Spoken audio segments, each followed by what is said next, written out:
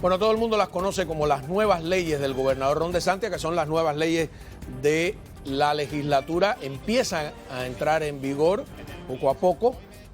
2 o 3 de ellas son las más debatidas. Ahora por el público parecen ser más debatidas que cuando se discutieron realmente en el pleno de la Cámara y del Senado estatal.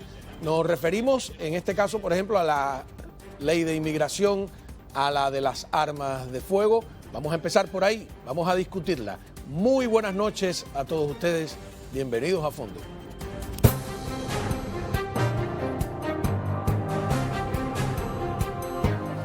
Hemos convocado al doctor Ángel Leal, que es abogado de inmigración, esa es su especialidad. Muchas gracias por estar con nosotros, Como doctor. no, encantado, siempre un honor. Cómo no. A ver, vamos a empezar mirando exactamente qué dice algunos aspectos de esta ley de inmigración. Por ejemplo, a partir del sábado, transportar un menor o más de 5 adultos indocumentados al Estado será un delito grave de segundo grado. Negocios con 25 o más empleados deben usar el sistema federal para de Verify para contratar nuevos trabajadores. Déjenme la gráfica ahí para hacer una pregunta directa. Transportar un menor o más de 5 adultos. Primera pregunta, ¿por qué la cifra de 5? ¿4 no es ilegal? Es lo que determinó la legislatura. Así Pero, que realmente es un eso? número al azar. Es un número al azar. No tiene un significado ¿No? especial legalmente. Es el número que determinó. Me intriga, ¿no? Porque sí. es como que te robas 2 carteras, no está mal, 3 ya es delito. No sé, es una cosa un poco curiosa para mí. ¿Qué significa esto? La palabra importante ahí es qué significa ser indocumentado. Para este propósito de esa cláusula. Ajá. El indocumentado es quien no ha sido revisado de alguna manera por inmigración. Es decir, el que entró por tierra o por mar y que inmigración... Y está escondido en Estados Unidos. Totalmente. Okay. El que entró por frontera, fue procesado, está pendiente de corte, no cae bajo esta cláusula. El que entró con visa, se quedó más tiempo de lo permitido, es una persona indocumentada porque está fuera de estatus, tampoco cae dentro de la cláusula. Literalmente estamos hablando de personas que no han sido revisadas por el gobierno federal. Según su experiencia, las personas, policías, etcétera, encargadas de implementar la ley, ¿están instruidos como para diferenciar un indocumentado de alguien que técnicamente no lo es?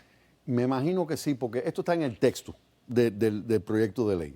Así que es lectura del texto. Y sé que hay entrenamiento del condado de Miami-Dade, de muchos municipios, particularmente en el sur de la Florida, de exactamente cómo ellos van a implementar esta ley. Transportar un menor o más de 5 adultos, ¿de dónde? ¿De otro país, de otro estado o de Hialeah al Doral? De otro país o de otro estado. Hialeah al Doral no hay ningún problema. De hecho, cuando comenzó el proyecto de ley... Si tú vas con tu carro con un indocumentado... No tienes ningún problema. No. De Hialeah al ¿Te puede Doral. la policía preguntar algo sobre quién va al lado tuyo? Si paran el carro... Sí. Y hay un delito arrestable, que es, por ejemplo, manejar sin licencia, ahí ya se pudiera enfrentar una consecuencia. ¿Llevarse una luz roja no es un delito arrestable? ¿Perdón? ¿Llevarse una luz roja, por ejemplo? No, es una infracción de tránsito. Pero te pueden preguntar, o sea, tú eres el que estás manejando, ¿pueden interrogar al que está al lado? Por una luz roja, no. ¿Por manejar sin licencia, sí? Tampoco, porque tiene que ver con el chofer. A ver, después vamos a tener... Pero lo que quise destacar con eso, que originalmente la ley sí implicaba transporte dentro del estado. Eliminaron esa parte. Literalmente estamos hablando de ingresar las personas fuera del estado de la Florida al estado de la Florida. Sí, porque la Florida no hace frontera. Somos una península, o sea que trasladar en un automóvil a alguien tiene que ser por mar. De México acá no... Tiene que pasar primero por medio país. De Georgia, Alabama, pero hasta ahí. Ajá. Vamos al 2, ponemos de nuevo. Negocios con 25 o más empleados deben usar el sistema federal E-Verify, se llama, Correcto, sí. para contratar nuevos trabajadores. Primera pregunta, ¿ya existía este E-Verify o esto es nuevo? Sí existía, generalmente de forma voluntaria. Los que lo tenían que utilizar eran aquellas compañías que tenían contratos gubernamentales y ahora se va a aplicar a aquellos empleadores con 25 empleados o más en el estado de la Florida. ¿Y el I es de extranjero?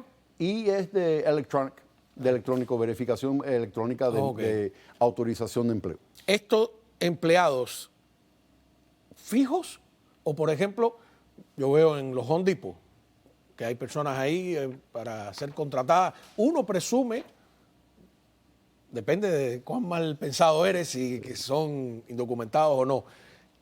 Voy y recojo. Tengo que preguntarle porque quiero hacer un trabajo en mi casa.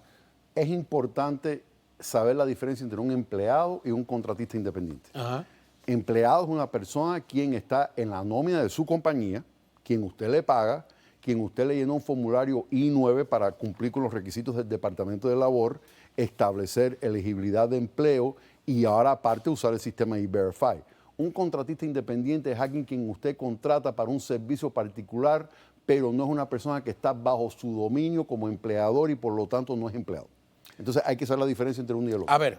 El del Home Depot no es empleado. Ese sería un contratista independiente. Si yo no tengo una compañía, puedo si emplear usted lo 25 contrata personas. para que le ponga una lámpara o para que le colgue... Una piscina, por ejemplo. Hay gente que no quiere hacer la piscina con los piscineros porque se demoran, te dejan el hueco, qué sé yo, y va a hacerla por cuenta propia. Sé quién ha hecho eso. Bueno, depende. A ese pudiera ser considerado empleado porque técnicamente el propietario se convierte en el contratista. ¿Ah, sí? Aunque no tengas una compañía. Aunque no tengas una compañía y en teoría estás contratando a estas personas para que te trabajen durante un horario fijo. Entonces, la técnica de contrato 24, uno menos. Muchas compañías tal vez adopten esa estrategia. Y muchas compañías van a adoptar la estrategia que en vez de emplear personas, contratar servicios. Ok, bueno, a ver, vamos a otro aspecto de lo que... Todo esto es a partir del sábado, ¿no? Así es. Dice, indocumentados que muestren identificaciones falsas para obtener empleo podrían enfrentar cargos de delitos graves. Después vamos a ver la segunda parte. Vamos a quedarnos en la de arriba de obtener empleo, podrían enfrentar cargos de delitos graves. Mi primera pregunta, ¿esto no es una redundancia? ¿La falsificación ya no es un delito? ¿Porque hay que volver a hacer una ley?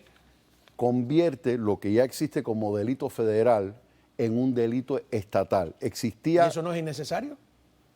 No necesariamente, porque son distintos sistemas de justicia y uno puede ser acusado estatalmente o federalmente y el Estado pudiera tener el derecho de en realidad aprobar. suavizó la ley porque antes era un delito federal y ahora no. No deja de ser un delito federal. ¿No? Ahora lo que es un delito federal y un delito estatal. Y eso que, vuelvo a lo mismo.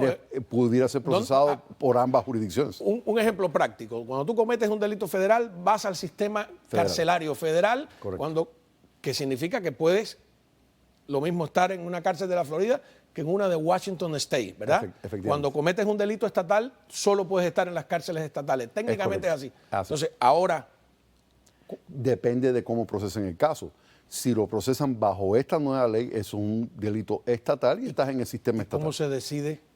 Si el delito es el mismo, ¿cómo yo decido que te voy a juzgar estatal o te voy a juzgar federal? Bueno, eso sería parte de la defensa, precisamente porque nadie puede ser juzgado dos veces por el mismo delito.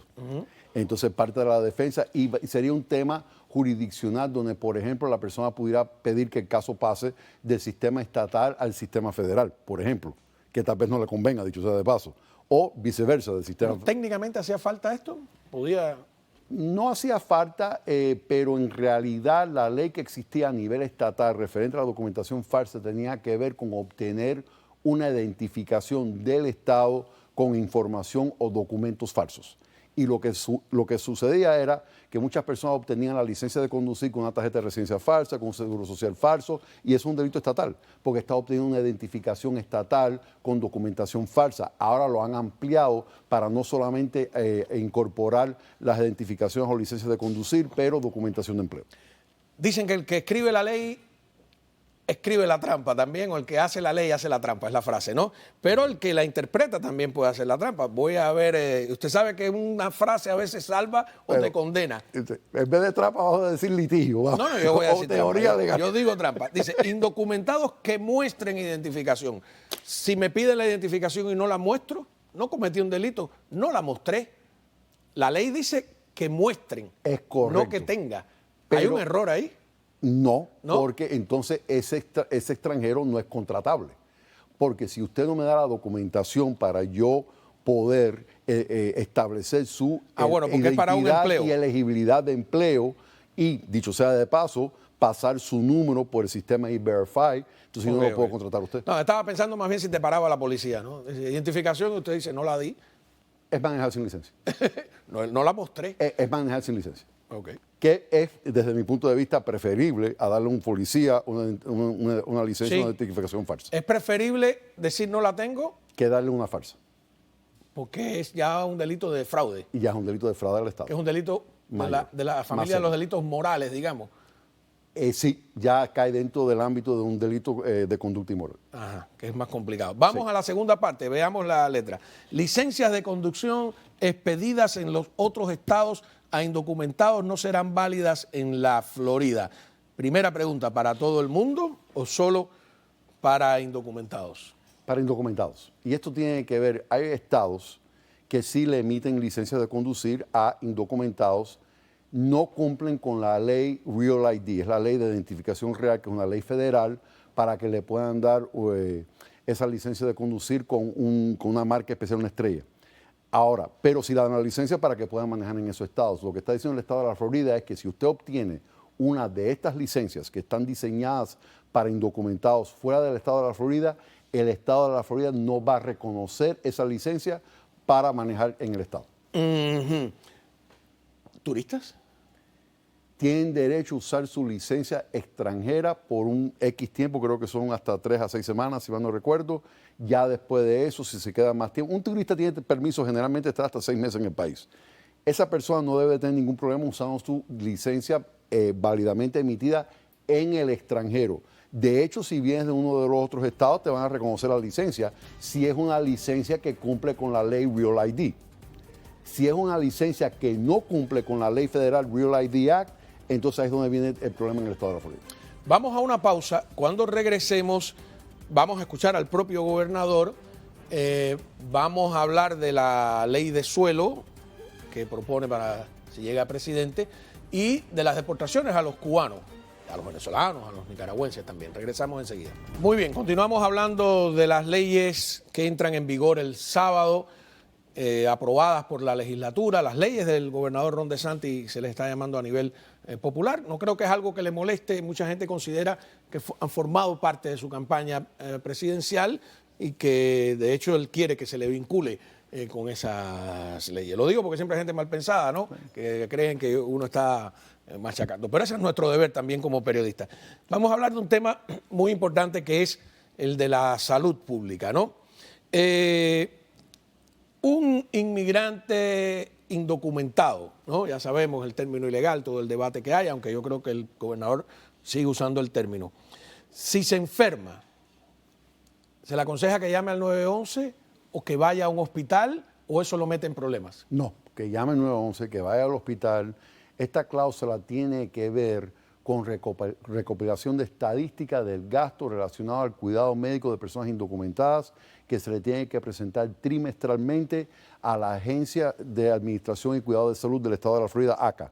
Así que, por lo tanto, no es que no vaya a recibir la atención médica, no le van a llamar inmigración, así que Seguro. deben de ir. O sea, porque lo que ha entendido mucha gente es que si tú vas al hospital, el hospital tiene que reportar que tú eres un indocumentado. No, el hospital tiene que llevar las estadísticas de las personas indocumentadas que están atendiendo quien reciben el beneficio del Medicaid, que es la asistencia gubernamental para personas de bajos recursos, para que ellos puedan rendir esa información trimestralmente al Estado, porque presuntamente la idea es llevar las estadísticas del costo relacionado al cuidado médico de personas indocumentadas. No es que no vayan a atender a las personas y no es que le vayan a llamar. Pero el miedo de los indocumentados, si yo estuviera en su lugar, mi miedo no sería que no me atiendan. Mi miedo sería que después que me atiendan, llamen a inmigración y le digan, mira, aquí hay un...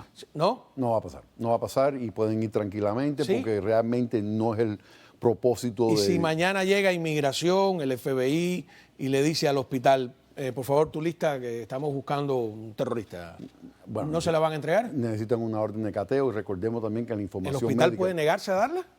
Necesitan una orden de cateo firmada por un juez. Ah, sí. Para dar esa información y recordemos Y para que conseguir una orden que necesitan... a causa probable de que se haya cometido un delito y firmada por un juez. Y recordemos también que está protegida esta información bajo la ley HIPAA de la confidencialidad de la información médica de estos pacientes. También vale destacar a favor de ICE que ellos consideran, hay ciertos lugares que ellos consideran lugares sensibles, hospitales, asilos, escuelas, donde ellos realmente, cortes civiles, donde ellos no realizan operaciones precisamente para que las personas no dejen acudir a estos centros de alabanza, iglesias, donde generalmente no hace operaciones. Nosotros llamamos al complejo del Jackson Memorial Hospital, que recibe fondos, como se sabe, Sí, del gobierno. Y Carlos Migoya, que es su director, pues coincide con usted. Dice que ellos no van en lo absoluto a hacer algo distinto de lo que han estado haciendo hasta ahora. Así que yo creo que es importante porque sería penoso que alguien se enfermara más o que muriera por miedo a ir a un hospital. Sí. Hasta lo que hemos averiguado,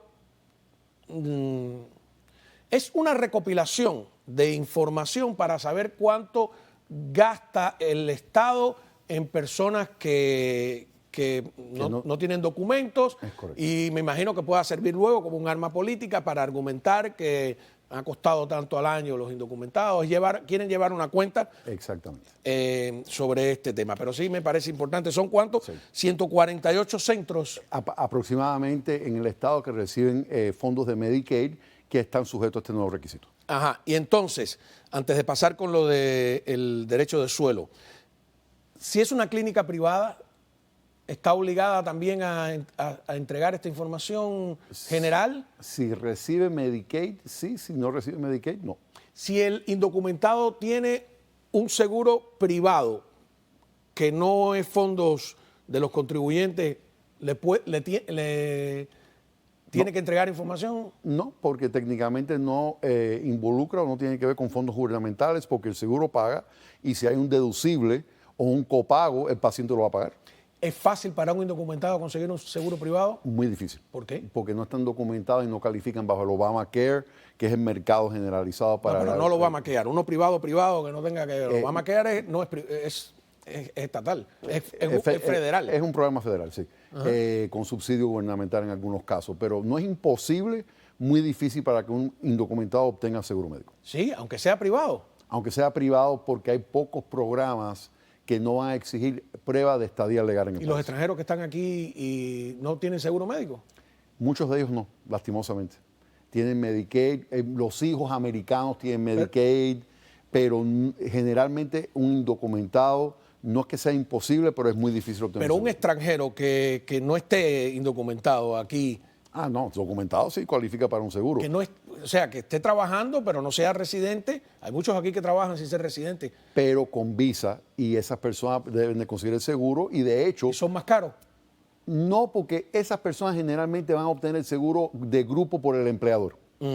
Hablemos del derecho de suelo, ¿no? Que es, si su hijo nace aquí, pues su hijo es ciudadano norteamericano, y algunos creen que, bueno, hemos visto que tiran hasta niños que eso ya no tiene mucho sentido porque ya esos niños no habían nacido acá, o gente que viene a dar a luz acá, etcétera. Vemos que dice el propio gobernador DeSantis sobre la ciudadanía o el derecho de suelo. We also need to remove the incentives to come illegally to begin with, and that means employment, that means taxpayer finance benefit.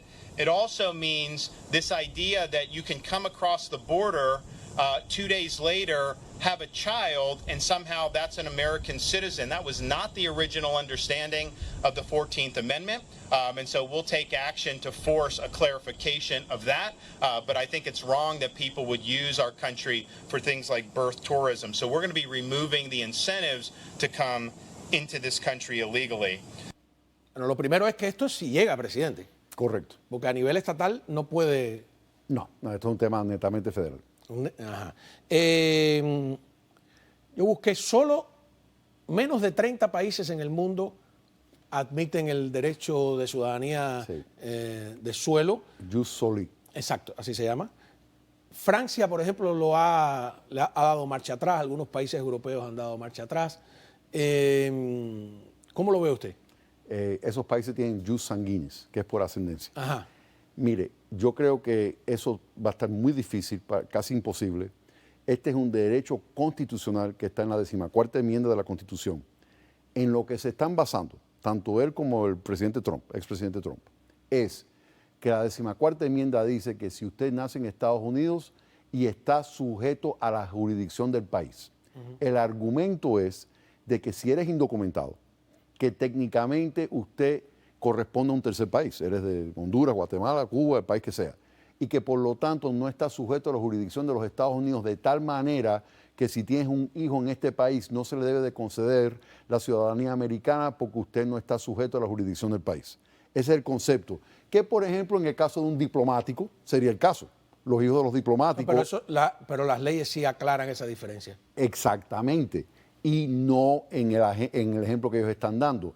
Y entonces, por lo tanto, ellos van a querer implementar una orden ejecutiva eliminando la ciudadanía de suelo, por nacimiento, lo cual va a ser retado a nivel de Corte Federal y se va a declarar ilegal. Están diciendo que esa es una interpretación de la Constitución, que ellos tienen otra interpretación. Bueno, es lo que acabo de explicar. La interpretación en base a que presuntamente los padres indocumentados no están sujetos a la jurisdicción del país. No, pero es difícil. Para cambiar la Constitución, si mal no recuerdo, no solo tienes que tener 3/4 partes del Senado y del Congreso, sino 3/4 partes del Senado y de los Congresos estatales. Es correcto. 2/3 partes. Gracias a Dios, porque si no nos estuvieran cambiando la Constitución cada 5 minutos, lo mismo lo de la derecha que lo de la izquierda. Pero déjame aclarar, si quieren efectuar ese cambio, lo tienen que hacer a través de un proceso de enmienda constitucional. No lo van a poder hacer con una orden ejecutiva, no es legal. Hay un caso de la Corte Suprema del siglo XIX, en honor a la verdad, que ya se interpretó en la 14ª enmienda y básicamente legalmente el derecho a la ciudadanía por haber nacido o de suelo va a seguir existiendo a no ser que exista una enmienda constitucional. Sin ánimo de atacar ni de elogiar al gobernador, ¿no? Siempre hay que sospechar cuando alguien está en campaña, ¿no? Incluso los buenos o los malos. Si en la práctica lo que veo es que a todo esto se le puede dar la vuelta, ¿no es esto más ruidos que nueces? Mire, es una incluso ley. de parte de los que se oponen, porque ha servido para que la oposición se le movilice de una manera tremenda. ¿No es toda una politización? Bueno, mire. Digo, lo mismo de él que de sus opositores, ¿no? Pero hay un detalle. Esto fue un proyecto de ley que fue aprobado por la legislatura de la Florida, que él firmó como gobernador, que es lo que la ley requiere. Entonces, la legislatura de la Florida... Un montón de proyectos de leyes. Efectivamente. Sí. Y la legislatura de la Florida es la voz del pueblo. Entonces, en realidad, estas son leyes que fueron promovidas por la voz del pueblo, que son nuestros legisladores, que fueron electos por nosotros, que votaron a favor o iniciaron y votaron a favor de estas leyes. Entonces, ahí es donde entra en juego nuestra democracia. Si el público no está de acuerdo con este proyecto de ley, de la forma que lo demuestran es en las urnas en las próximas elecciones. Si están de acuerdo, de igual manera. Pero yo respeto las leyes, por supuesto que soy abogado, y entiendo que es la manifestación de la voz del pueblo a través de nuestra legislatura. Hay algunos que creen, eso pasó en Alemania, que hay que trasladar el gobierno estatal a las zonas más pobladas hay quien está en contra, ¿no? Como Miami, etcétera, porque lo que yo veo ahora es que hay más discusión sobre los temas después que fueron aprobados que antes. Es un punto válido. O sea, Tallahassee está ya como muy lejos. Se mueven sin que nos enteremos bien de qué pasa. Y poca cobertura, y por eso estos espacios son tan importantes, porque realmente las sesiones legislativas estatal están en la televisión pública, pocas personas lo ven, hay poca publicidad, hay mucho más enfoque en las leyes federales que estatales. Sin embargo, nuestra vida diaria es más afectada por las leyes estatales. A ver, creo que hay de WhatsApp un mensaje para usted. Espero que no sea contra mí. Hola, me gustaría, interpreto, saber qué pasa con los permisos de trabajo de personas que entraron con el parol D212D5, no tengo la menor idea. Sí. Para eso está usted aquí, ¿no? Después del 28 de julio del año anterior. Gracias y buenas noches. ¿A qué se refiere? 212D5 es el parol tradicional. Es la admisión temporal. Si es un parol humanitario, pues básicamente lo tienen por 2 años, pueden pedir el permiso de trabajo. El televidente que está escribiendo esa pregunta, creo que el problema es que ese paro posiblemente se lo dieron por 60 días nada más. Entonces no le van a dar el permiso de trabajo porque técnicamente el paro nada más que tiene 60 días de vigencia. Sí le van a dar el permiso de trabajo con una residencia pendiente o con un asilo pendiente 150 días. Deportación de cubanos. Tuve aquí en esta misma mesa un niño de 10 años que separan a su padre, que lleva 4 años acá. Yo no sé, recordé cuando Elian González, que nos decían todos los movimientos, nadie ha salido a defender a ese niño, que nunca podía, que Elian tenía que estar con su padre, bla, bla, bla, bla, bla, Deplorable. etcétera. Y entonces, ahora, los cubanos estamos en una contradicción, porque la mayoría de los cubanos aquí aprueba que haya leyes estrictas en la frontera y que eso no sea un relajo. Pero a la misma vez, cuando empiezan a deportar a los de uno, estamos en una encrucijada. Ajá. ¿Cómo se resuelve esa encrucijada? Yo particularmente considero que estas deportaciones de los cubanos es deplorable, más que estamos hablando en su gran mayoría de personas decentes, trabajadoras y también sujetos al antojo del régimen de quién aceptar. Entonces no aceptan los que tienen antecedentes penales, que yo los defiendo también, pero sí aceptan el que acaba de llegar, que no tiene antecedentes penales, pero le firmaron una deportación expedita porque no tuvo temor creíble. Entonces creo que eso ya tiene que ver con política de exterior. Yo a nivel personal, y si lo digo públicamente, totalmente en contra, porque es un régimen que sistemáticamente sigue violando los derechos humanos y civiles de su población. No, y que porque está fue un bajo truco su mandato. del castrismo para sentar a Estados Unidos en la mesa de negociación. Muchísimas gracias, doctora. Ha dado usted una demostración de imparcialidad jurídica. Hoy está usted más a la derecha que yo, ¿eh?